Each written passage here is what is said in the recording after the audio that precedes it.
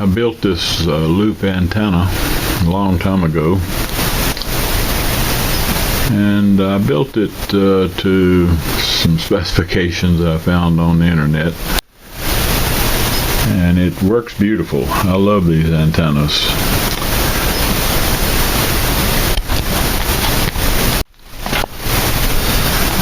The only thing about it is I used a variable capacitor. I just picked up one out of the junk box, and it's two sections to it, so I wired a little switch in so I could parallel one section with the other and increase the capacitance. And even with one section in the circuit, it tunes too high. It's up around 16 to 18 kilohertz, 1800 kilohertz. So I need to fix that, and maybe have to put another variable capacitor in there. But I wanted to check it, what frequency it was actually tuning to, and I've got probably a dozen old grid dip meters around here. I've picked them up here and there. People give them to me. Problem with the older grid dip meters, they only go down to 1.8 megahertz, 1.5 some cases, and they don't tune the broadcast band. I also like to use my MFJ antenna tuner. It's probably the best dip meter I've got, but it also only goes down to just the top of the broadcast band. So I looked around. I remembered that in some of the old popular electronics magazines I had seen an article, and I went digging, and here's the article. It's from Popular Electronics. I'll tell you what the year and all is in a moment, but it says using your RF signal generator as a grid dip meter requires just a little box that's got a meter and a diode, and you wind these little plug-in coils plug into it.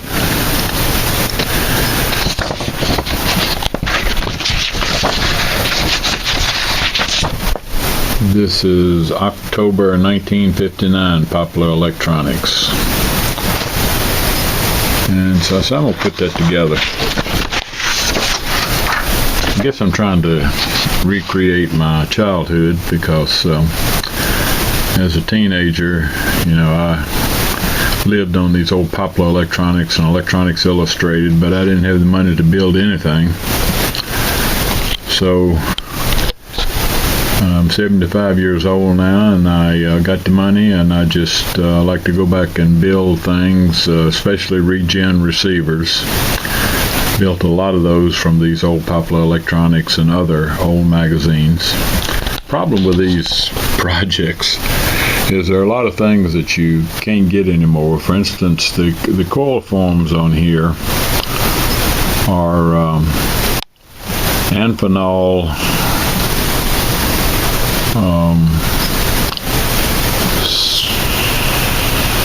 it's a socket. Anyway, calls out an Amphenol coil form and a matching socket for it. And good luck on finding any of those. So it in the little chart here that for winding the coils, it tells you it's a 3/4 inch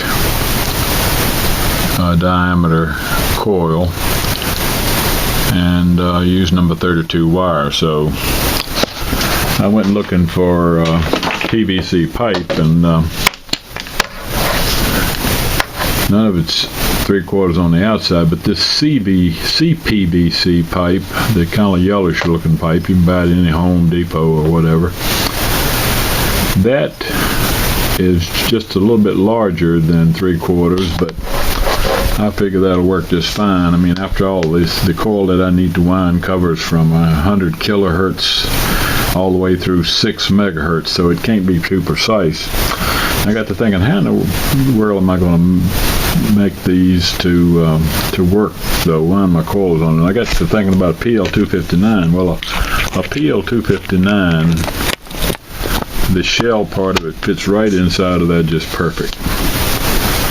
So I'll be able to wind my coil on this pipe, and I'll probably JB weld it to the PL259 and put an SO239 on the box, and problem solved. So we'll see how that goes.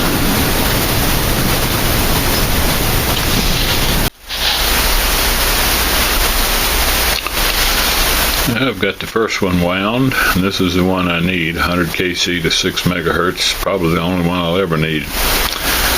There are two more coils that take you way on up there, but this is probably the one I'll use the most. So it's wound. It's 145 turns of number 32 on this little more than 3/4 inch form.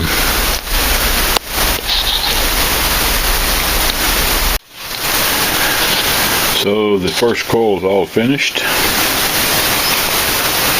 Got a PL259 on one end. I think this is going to work out great.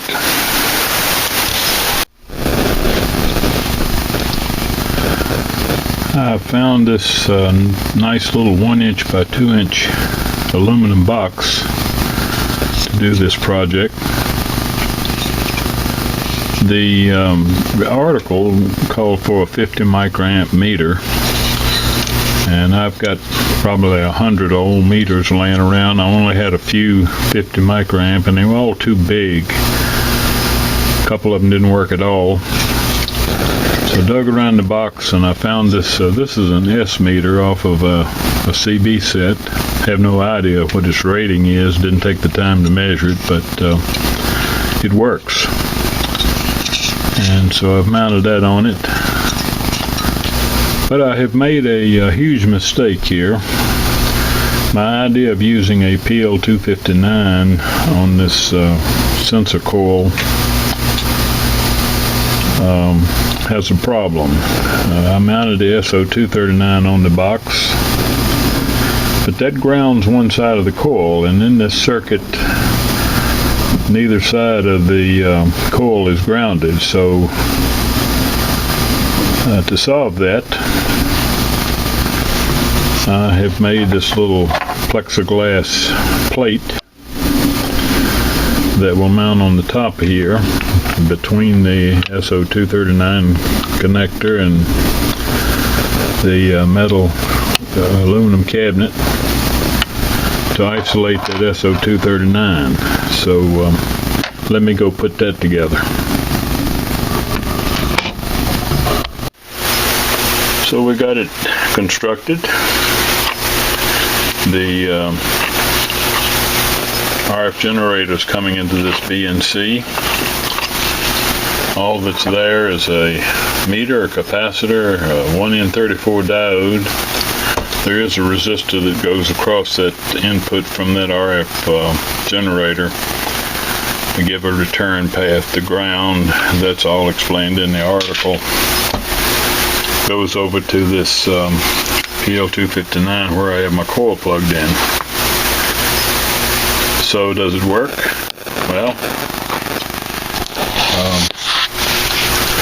I just went in the junk box and pulled out a coil that had been wound on a piece of PVC pipe. I didn't do it. I must have picked this up in a box of junk or something, but I have no idea what it is. But I put a 330 picofarad capacitor in front of it, or beside it, and so now I'm going to run this generator.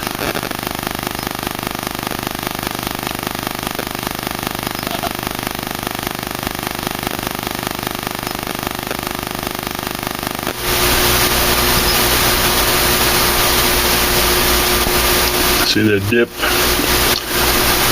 That's 2.99 megahertz. So That combination has about 3 megahertz. So it does work. In fact, I've already used it to tune my broadcast band loop antenna. Able to get it all lined up. I put a switch on it, and I've got it so I can switch in 3 different capacitors and combination of capacitors to cover the entire broadcast band. So great little grid dip meter. In my case, it all come from the junk box. I didn't have to buy a thing.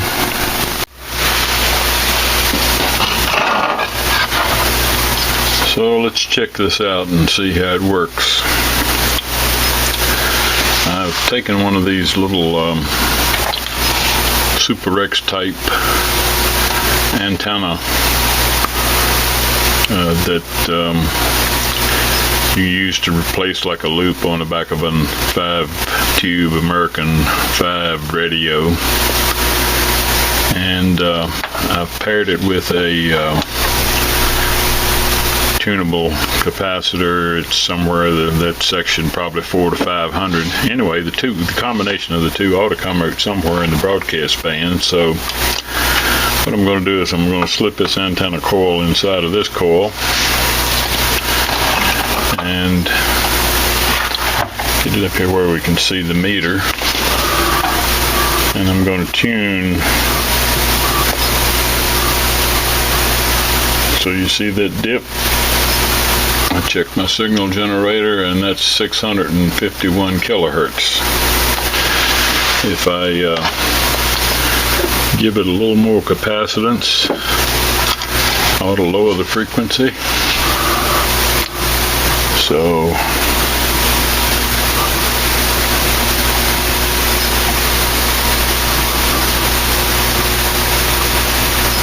there it is. It's 513 kilohertz. So this little meter works great. Proud of it.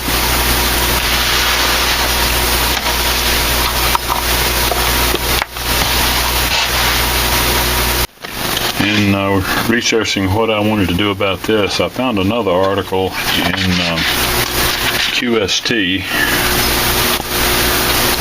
for September 2007 on a resonance probe for the shack.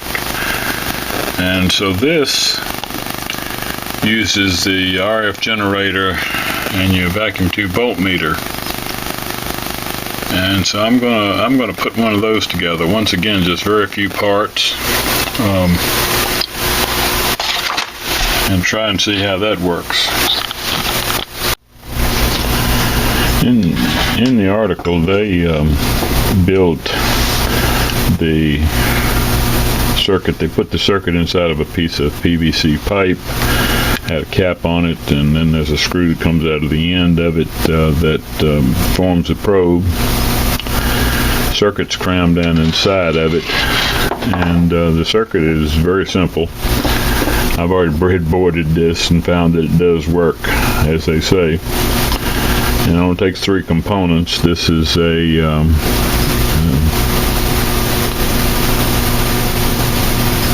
I forgot what the value is, but and I can't read it right now. So you've got a capacitor, a 1N34 diode, and a 4.7 meg resistor. That's all that's required.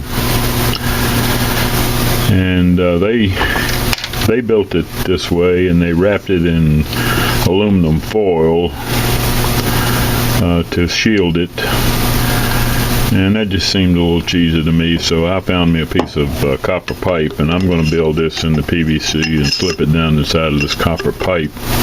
I'll cut both of these off to a much shorter length and probably JB weld this to this, and that'll be a little more secure structure. So I'm going to put this together.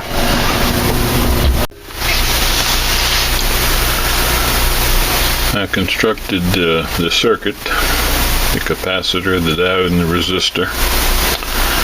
I've taken a cap for this CPVC pipe, put a long screw in it,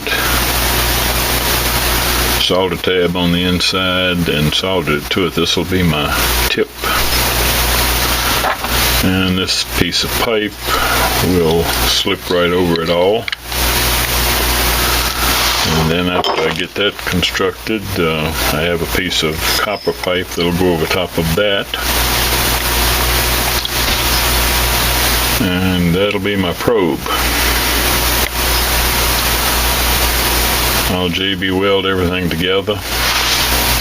We'll see how it works.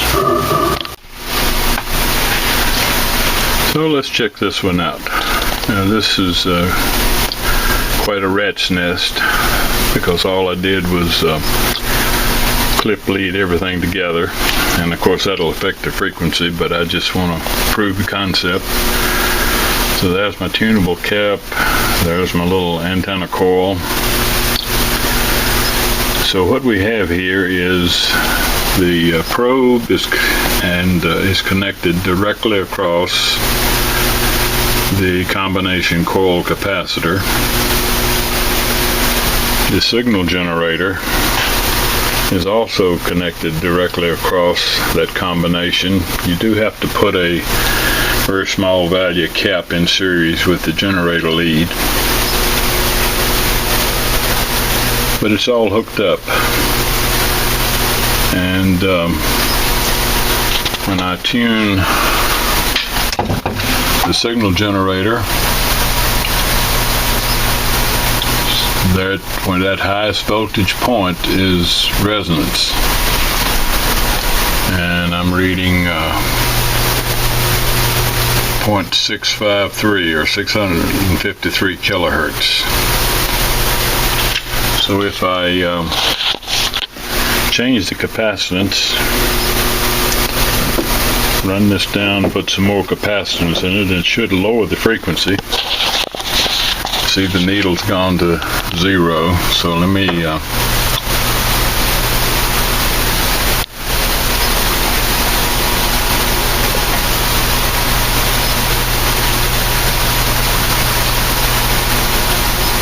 there we go. So there's the peak, and we're now reading 473 kilohertz. So this little probe works great.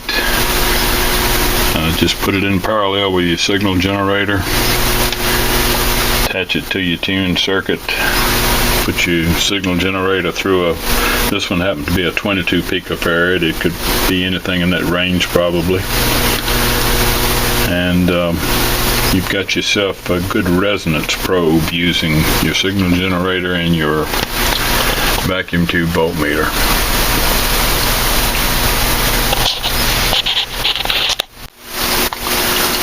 At the suggestion of the guy that wrote the QST article, I made a little modification here, and I put a soldering lug on the probe, on the tip, and the shield is soldered to the copper tube. Come on up, and I mounted a BNC connector at the end of that little piece of shielded cable with the blocking capacitor. That way I can plug my RF generator into this, plug this into my vacuum tube voltmeter, and I don't have to fool with two sets of cables. I can just manipulate this probe anywhere I need to manipulate it. And I've still got to put some heat shrink tubing around some areas here to protect them, but we'll give that a try.